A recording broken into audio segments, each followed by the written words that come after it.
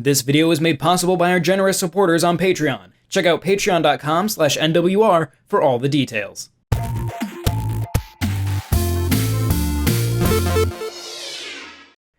With The Legend of Zelda Tears of the Kingdom just over a month away, Nintendo has given us an extended look at some new gameplay features. We've got new looks at both some updated areas from Breath of the Wild, in addition to the new Sky Islands.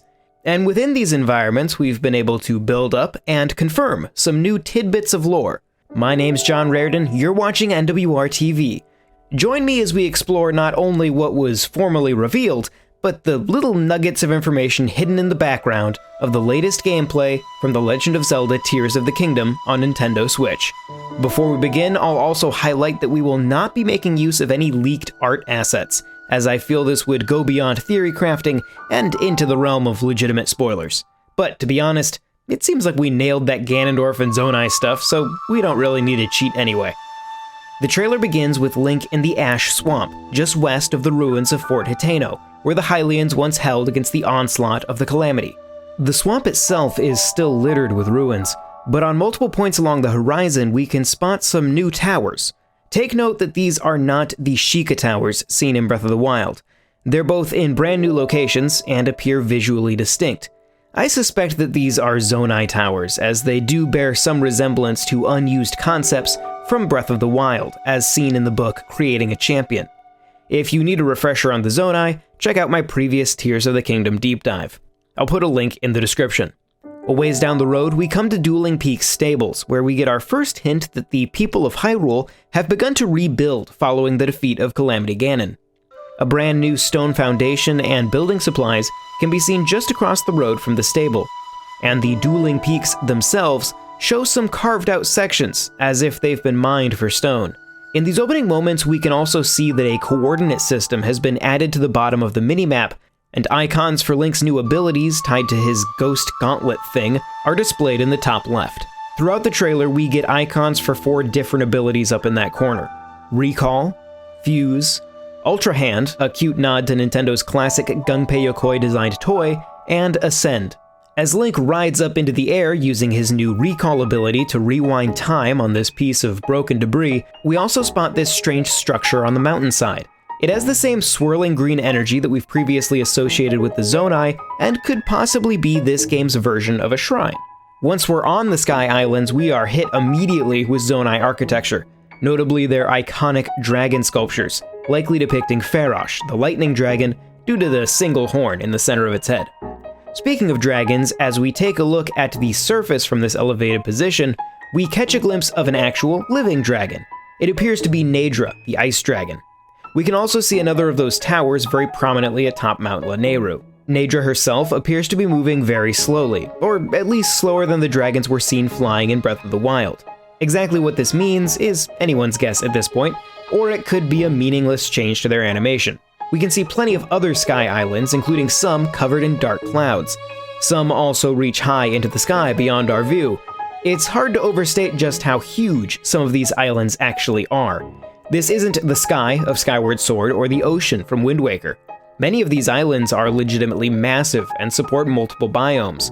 We can spot what looks to be another of those Zonai shrines, or whatever they are, next to a dead tree on one of the islands. Though this shrine doesn't have the green energy above it. It's possible these buildings could also act as transports to parallel structures on the surface, like the one we saw earlier.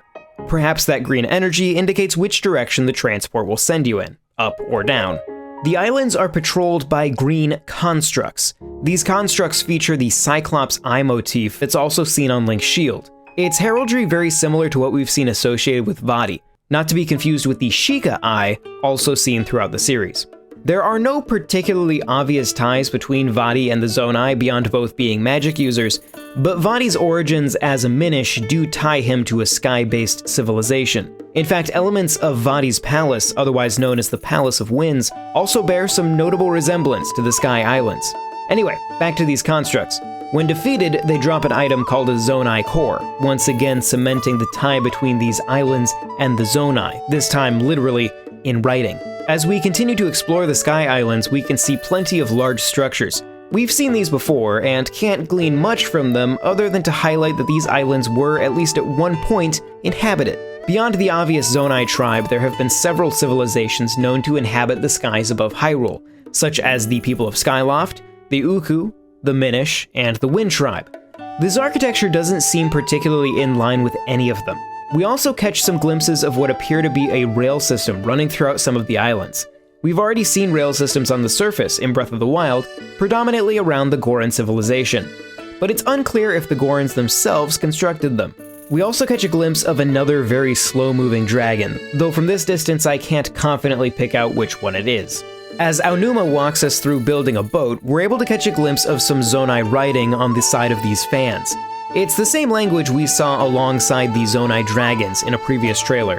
This is a good time to note that there are seemingly two new languages tied to these Sky Islands, or at least, I think so. One is this more scripty form we see on the fans and alongside the Zonai dragons.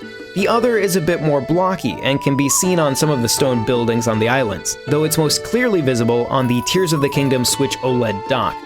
It's possible that this particular set of symbols is purely an abstract design, as we've yet to see it appear anywhere in which it's clearly writing, but the combination of repeated and unique symbols makes it feel like writing to me.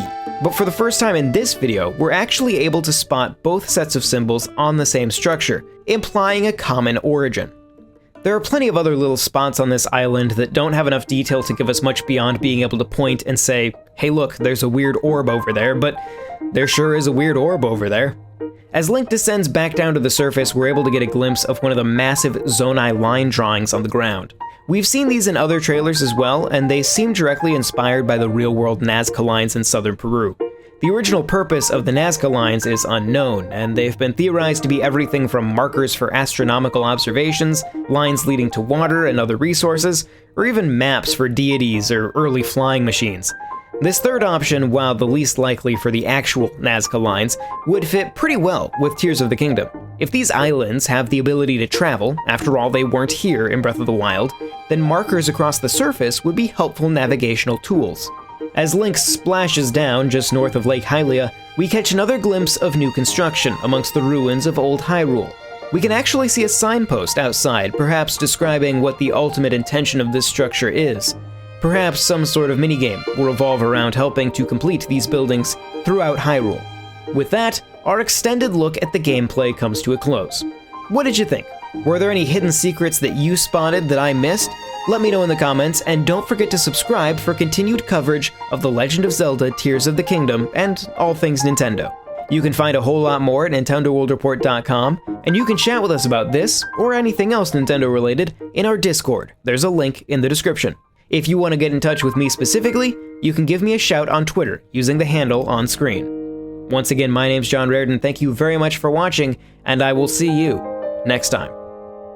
This video was made possible by our generous supporters on Patreon. Did you know that Nintendo World Report is funded directly by fans like you?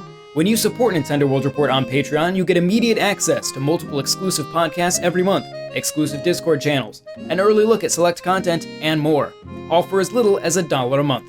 Check out patreon.com/NWR for all the details.